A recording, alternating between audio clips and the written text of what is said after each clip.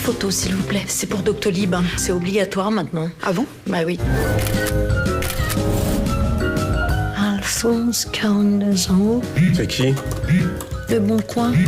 C'est incroyable, hein. Les gens, c'est vraiment comme s'ils achetaient un appartement. Ils veulent tout savoir. T'es mariée depuis combien de temps? 16 ans. Je suis divorcé. J'ai pas l'intention de quitter mon mari. Quand on a commencé à reconnecter avec son désir, on peut pas revenir en arrière. C'est comme des portes qui s'ouvrent. C'est infini. It's Raining Men, il pleut des hommes, Caroline Vignal. On entendait cette chanson-là, elle est dans votre film Iris et les hommes, avec leur calami, avec Vincent Elbaz qui est à vos côtés. Hein. C'est pas moi qui pleure, moi je... Ah non, c'est pas lui. Hein. Moi je pleure, moi. Parce que quand on dit ça, c'est vrai, il pleut des hommes sur ce personnage, sur le personnage d'Iris, interprété par leur calami. En tout cas, elle cherche des hommes. Hein. Bah, elle les trouve vite, hein. Ouais. Elle a pas de mal à les trouver. Bah, en fait, elle s'inscrit sur un site de rencontre parce qu'elle est un peu insatisfaite, un peu malheureuse. Et effectivement, ça pleut. Ouais. Voilà. Et non, comme je pense pour n'importe quelle famille qui s'inscrit sur un site de rencontre. Ça vibre après. Hein. Alors on se demande pourquoi elle a un homme merveilleux. Regardez Vincent comme il est magnifique, il est beau. Mais justement, il fallait absolument qu'il soit beau. C'est crédible qu'elle puisse vouloir quitter un homme pareil. Ah ben elle veut pas le quitter justement. Ah oui. Elle veut le garder tout en ayant d'autres hommes. Eh ben, mais je veux pas raconter le film, mais oui, enfin, elle a besoin de d'abord se reconquérir pour peut-être reconquérir son mari. Oui, mais peut-être qu'elle a besoin de plus. Vous savez, il y a aussi le désir parfois. Les chemins du désir sont impénétrables. Bien sûr. Et puis il y a la lassitude du couple. Peut-être aussi, oui, peut-être, c'est possible. C'est plus aussi fringant, on va dire. C'est possible. Hein non, mais ils sont un peu pris par leur vie professionnelle, par leurs enfants. Il n'est pas très intéressé par le... En tout cas, il regarde beaucoup son ordinateur. Oui, il est occupé ailleurs. Là. Ouais. C'est vrai, bon. c'est vrai.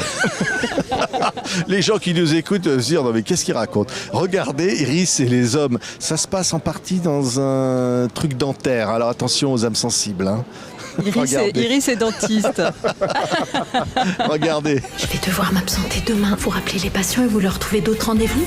Les patients, il y en a, ça fait 3 fois que je déplace. J'ose plus les appeler, hein. Faut apprendre à dire oui. Découvrir ton corps, découvrir d'autres corps, embrasser. Oui. Jouir.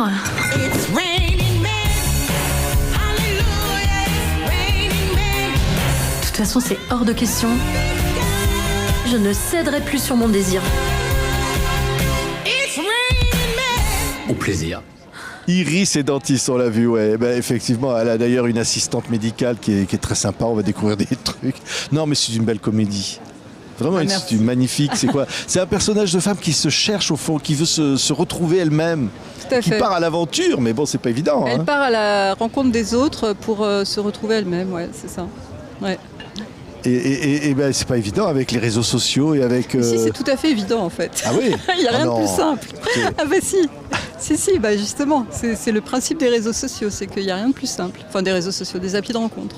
Oui, après, tout dépend de ce qu'on veut en faire. Si on veut rencontrer l'amour, le grand, le vrai, le pur, peut-être que c'est pas le bon endroit, mais pour ce que cherche Iris, ça convient tout à fait. Oui, non, mais on voit les rencontres avec les hommes comme ça c'est vraiment des trucs de comédie, c'est drôle. La diversité. Cette liberté d'écriture, j'avais adoré ça quand j'ai lu le scénario. La manière dont l'écriture était libre.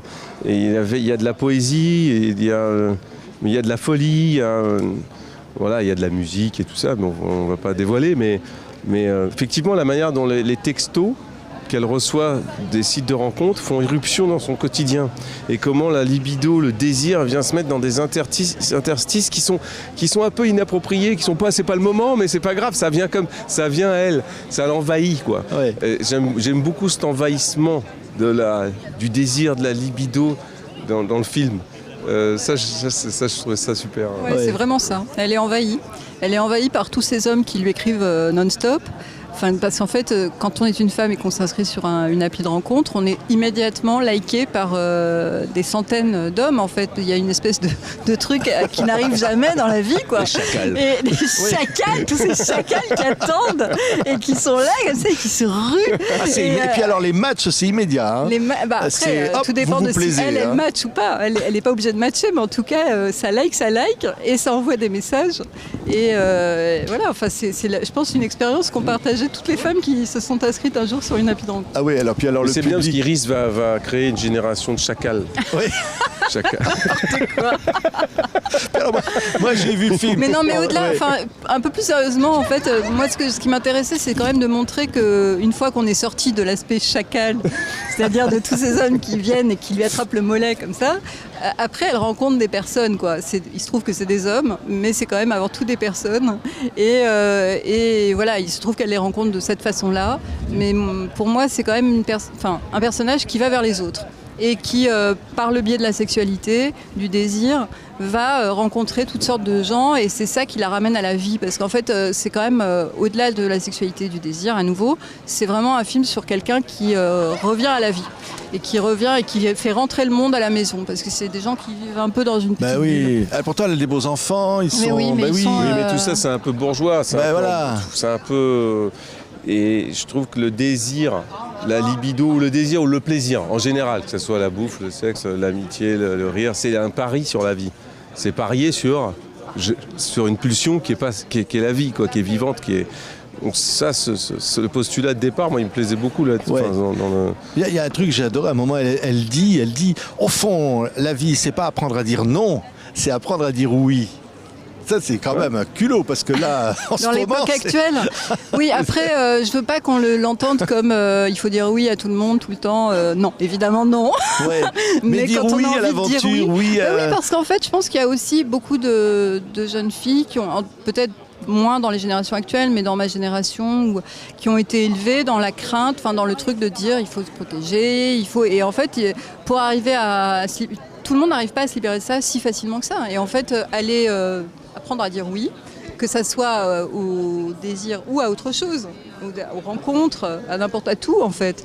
Il y a des gens qui sont doués, qui savent le faire instinctivement toute leur vie, et puis il y a des gens qui doivent faire un chemin pour y arriver. Ouais. Et c'est le cas d'Iris. Oui. On dira non, mais apprendre à dire oui, ça sous-entend savoir dire non, savoir quand s'ouvrir ou pas. C'est juste ça, c'est son propre discernement, et être à l'écoute de son désir, de soi, etc. Oui. Mais puis il y a l'histoire est-ce qu'on est fidèle d'abord à soi-même, à son désir, ou fidèle entre guillemets à l'autre, aux injonctions, au côté social est-ce qu'il faut écouter son propre désir, et est-ce qu'on ne se trahit pas soi-même quand on ne l'écoute pas, ce désir-là, je sais pas. Ouais. Et puis en plus, là aussi, j'essaye de ne pas trop en dire, mais finalement, ça a des conséquences positives, y compris pour son entourage. En fait, le fait de revenir à la vie ramène de la vie aussi au sein de son couple, et même pour ses filles. Ouais. La vie s'envole. Comment ? La chanson de Jeanne Moreau. Voix inoubliable de Jeanne Moreau. Là, d'un coup, j'ai dit la question. C'est quoi la question ? Non, j'ai pas vu le film. Non, mais si. D'accord, pardon. J'ai dit, c'est quoi ? Je suis à l'affût, t'as vu ? Je suis à l'écoute, hein ? Là, quoi ? La vie s'envole. Quoi qu'il parle ? Qu'est-ce qu'il faut ? Faut dire quoi ? En tous les cas, Is Running Man est dans le film, et Jeanne Moreau aussi, avec laquelle on se quitte. Il faudra qu'il apprenne à être un bon mari, Vincent. Il faut qu'il écoute sa femme, ses désirs. Faut qu'il écoute ses désirs. C'est quoi être un bon mari ? Sacré Vincent. Mais on va voir dans le film, il va se passer des choses. Il va peut-être y arriver. Allez voir Iris et les hommes. Il est en train de me parler de devoir conjugal. De quoi il me parle ? Merci à tous les deux. Au revoir, merci. La vie s'envole, et quand on s'affole, hélas il est trop tard pour mordre son mouchoir.